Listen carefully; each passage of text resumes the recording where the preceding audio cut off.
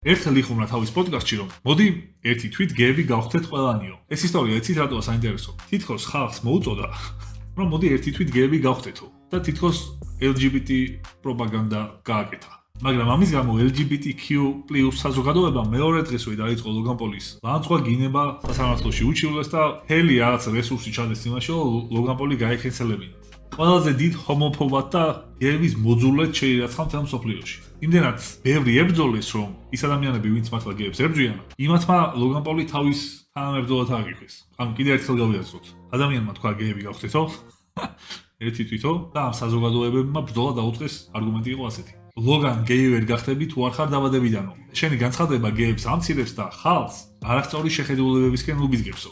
არასწორ წარმოდგენას უქმნის, რომ თითქოს შეიძლება გეი გახდე.